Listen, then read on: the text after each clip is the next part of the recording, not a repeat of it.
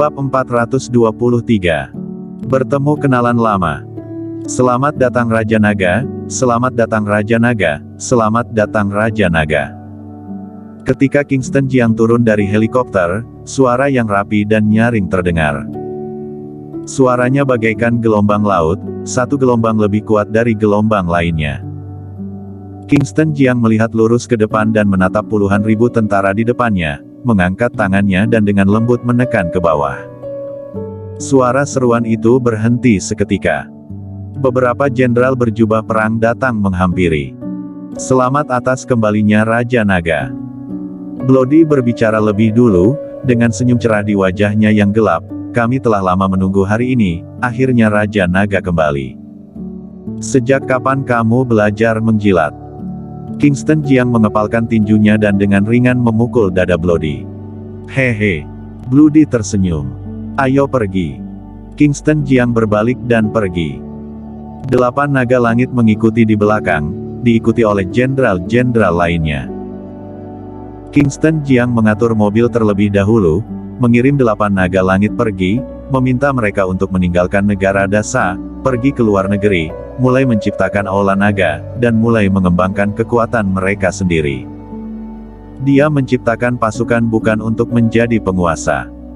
Hanya berharap bahwa di masa depan bisa mempunyai sebuah dukungan. Area militer, kantor. Bloody bertanya, Raja Naga, mengapa 8 naga langit baru juga datang sudah pergi lagi? Kingston Jiang melirik orang lain di ruang konferensi tanpa banyak bicara, dan berkata, aku menerima perintah rahasia untuk kembali ke Belantara Selatan dan terus memimpin tentara naga hitam. Guili bertanya, Raja Naga, apa rencanamu selanjutnya? Kingston Jiang menggelengkan kepalanya dan berkata, tidak ada rencana. Kalian kerjakan saja apa yang harus kalian kerjakan. Jangan sampai berita tentang kepulanganku tersebar. Ngomong-ngomong, bagaimana Belantara Selatan mengelola 140 kota? Bloody berkata, 140 kota telah berganti nama menjadi kota N. Selama ini, tentara naga hitam sudah melakukan pembersihan besar-besaran di kota N, membongkar semua organisasi ilegal, dan membubarkan beberapa angkatan bersenjata swasta, juga menyelamatkan beberapa pekerja migran ilegal di area pertambangan. Bloody secara singkat melaporkan hasil periode ini. Ya, Kingston Jiang mengangguk puas. Meskipun Bloody adalah orang yang kasar, tapi kali ini dia melakukan pekerjaan dengan baik. Rapat selesai. Kingston Jiang bangkit dan pergi. Kota Belantara Selatan, kediaman naga hitam. Kingston Jiang bersandar di sofa dan Bloody duduk di seberangnya. Ada beberapa makanan ringan di atas meja, serta beberapa arak putih berkualitas tinggi. Bloody bertanya, Bos, kembalinya kamu kali ini, apa memiliki misi? Ya. Kingston Jiang mengangguk dan berkata, beritahu Moran, bahwa 1000 tentara naga hitam, siap siaga, kita akan berangkat pada malam hari. Berangkat? Kemana? Bloody terkejut. Jika ada misi, mengapa dia tidak mengatakannya waktu rapat tadi? Ekspresi Kingston Jiang terlihat suram, pergi ke kota Jingdu, ambil pedang pidana, dan bunuh pangeran. Sial. Bloody tiba-tiba berdiri, dengan shock di wajahnya yang gelap, lalu bertanya, Bos, apakah kamu bercanda? Pergi ke kota Jingdu, ambil pedang pidana, bunuh pangeran, bunuh komandan tentara api merah, pangeran, pemimpin dari 5 komandan. Kingston Jiang mengangguk perlahan dan berkata, rahasiakan misi ini, kecuali kamu dan aku, jangan sampai bocor. Bahkan Moran pun tidak boleh tahu, yang ikut hanyalah 1000 tentara naga hitam yang kembali dari Jiangzhou terakhir kali. Siap. Bloody juga tahu keseriusan masalah ini. Masalah ini tidak boleh bocor. Jika bocor dan diketahui pangeran, maka akan merepotkan. Bloody duduk lagi dan bertanya, Bos, apakah sesuatu terjadi di Jiangzhou? Kingston Jiang menggelengkan kepalanya sedikit, bukan apa-apa, kita bicarakan lagi kelak. Bum bum bum. Terdengar ketukan di pintu. Bloody berdiri dan membuka pintu. Tidak lama kemudian, dia membawa seorang wanita dan berjalan masuk. Wanita itu berusia 20-an, dengan rambut pendek Vidal Sassoon dan mengenakan seragam militer, terlihat heroik. Kak Kingston. Dia mendekat dan memanggil dengan manis.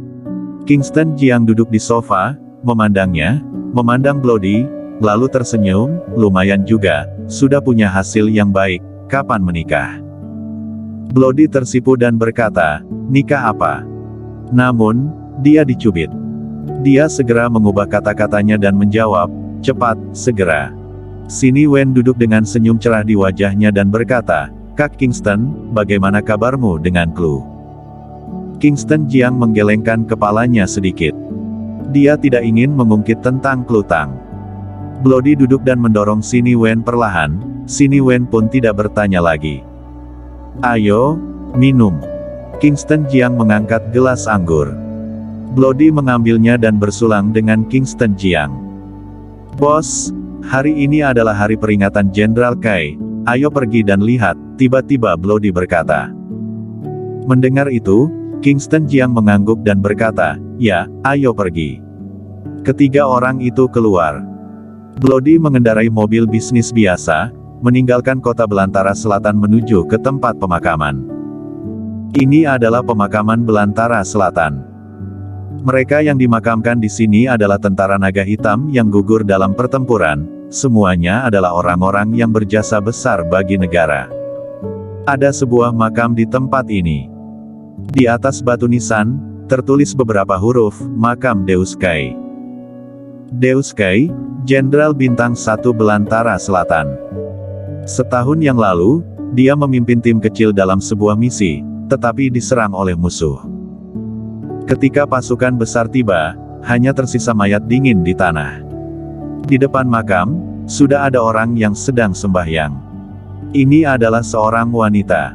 Usianya sekitar awal 20-an dan mengenakan jaket bulu warna putih. Saat ini musim gugur, dan cuaca di belantara selatan relatif dingin, hari ini juga hujan gerimis. Wanita itu berdiri di depan kuburan, menatap batu nisan dengan linglung. Kingston Jiang, Bloody dan Sini Wen tiba dan melihat orang itu berdiri di depan kuburan. Kingston Jiang mengernyit dan bertanya, ada yang datang sembahyang, belum pernah ku dengar Deus berkata dia punya anggota keluarga. Bloody berpikir sebentar dan berkata, aku ingat suatu kali ketika sedang minum, dia sepertinya mengatakan bahwa dia memiliki seorang putri, tetapi dia menjaga perbatasan sepanjang tahun dan jarang pulang. Istrinya telah menikah lagi dengan membawa putrinya. Kingston Jiang mengangguk dan berjalan mendekat. Setelah dekat, melihat orang yang berdiri di depan kuburan Deus Kai, tanpa bisa ditahan terkejut dan bertanya, kamu? Ketika Eureka Kai mendengar suara itu, dia berbalik, sedikit terkejut ketika dia melihat Kingston Jiang, Bloody, dan lainnya. Segera dengan kegembiraan di wajahnya, dia berseru, Kingston Jiang, naga hitam, mengapa kamu bisa ada di sini? Kingston Jiang menunjuk ke makam di depan, dan berkata, hari kematian Deus, aku datang untuk sembahyang. Saat dia berkata, dia teringat akan sesuatu, menatap Eureka Kai dengan heran, dan mau tidak mau bertanya, kamu, jangan-jangan kamu putri Deus? Eureka Kai mengangguk, ya. Kingston Jiang tidak menyangka akan ada kebetulan seperti itu. Putri Deus ternyata adalah seorang bintang besar. Eureka Kai melihat ke batu nisan dengan kesedihan di wajahnya, lalu berkata, sejak kecil aku belum pernah melihat ayahku, hanya mendengar tentang beberapa perbuatannya dari ibuku. Ibuku berkata bahwa ayahku tidak punya kemampuan dan suka judi. Sering ada orang yang datang untuk menagih hutang, ibuku tidak tahan, jadi mereka pun bercerai. Aku baru berusia 2 tahun saat itu. Kingston Jiang tidak tahu banyak tentang Deus Kai.